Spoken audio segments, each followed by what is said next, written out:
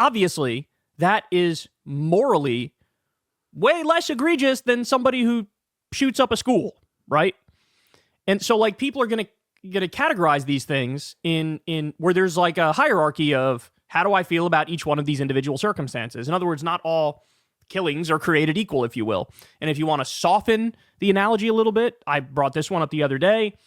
The head of some indentured servant company was killed by somebody who was an indentured servant, right? It's like, yeah, you're going to feel less bad about that than some grandma who was killed in cold blood walking down the street minding her damn business, right? So I think the best way to ask this would have been, do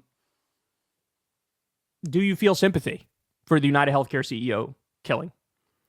Or just for the United Healthcare CEO?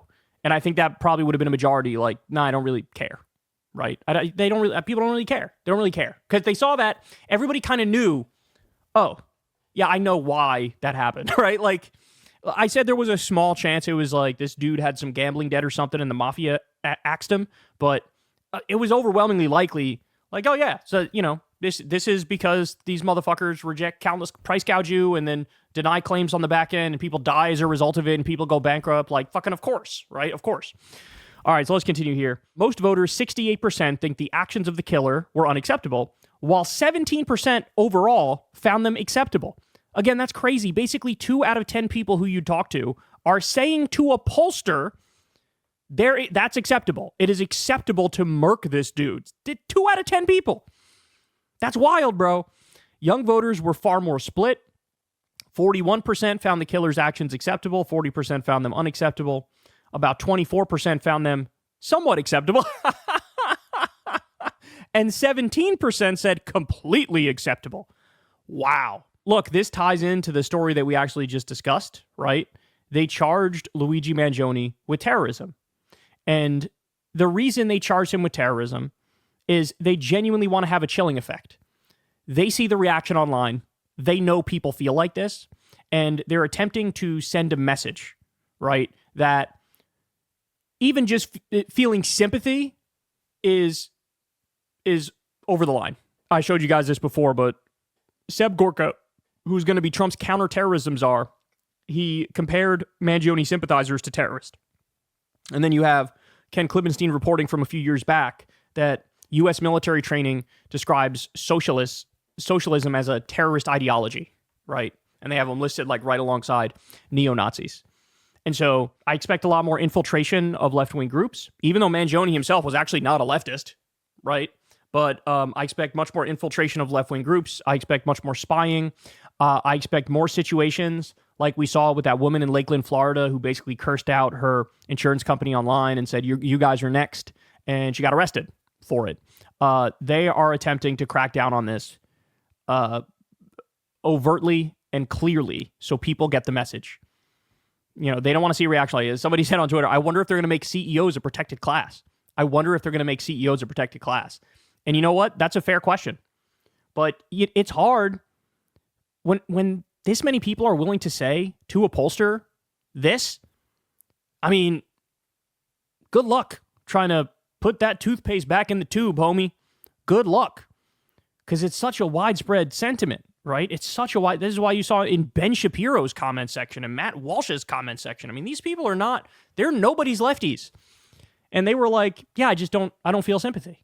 And I don't feel sympathy because we all have horror stories, right? We know that this is a dirty business. We know that they're gangsters. They're a cartel. They're a mafia.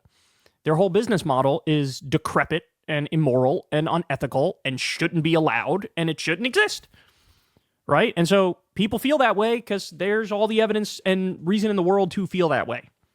And so it looks like they're really going to try to use this. This is like an inflection point where they say, oh, we need to crack down on this extremely strong so that we don't see anything like this again in the future and we don't get this sort of shocking outpouring and this reaction in particular, which I think is scaring a lot of people. It's like Bill Burr said. He was like, I don't care. Make the CEOs afraid again.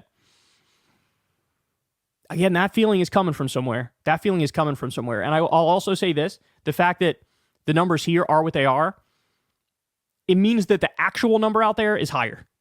Way higher. Because these are just the people who are willing to say it to a pollster, that they find the actions acceptable, right? There were other polls that put it in a more crass way where it was just like, do you support the murder or something like that? And that number was lower. But this softened it just a touch by saying, do you find the actions acceptable? So that softens it just a little bit, right? And the number went up. But again, this is who's just willing to say it to a pollster. So, I mean, look, you're not going to get that much sympathy for somebody from an industry that shouldn't exist, because the whole industry is incredibly exploitative and immoral and unethical and leads directly to people going bankrupt and people dying. It's just like, it was always going to happen. It was always going to happen. But they're going to do everything they can to try to snuff out this response. There's no doubt about it. They're already doing it. As opposed to like looking at the reaction and using that as a catalyst to move towards a better system, they're going to do the opposite. They're going to double down on it, triple down on it, protect the system, protect the entrenched, decrepit, disgusting price gouging system, and not allow any dissent. That's the direction we're going. Hey, y'all, do me a favor and like and subscribe. It helps out big time in the algorithm. Click the bell as well for notifications when videos drop, and watch that video on screen right now. You know you want to.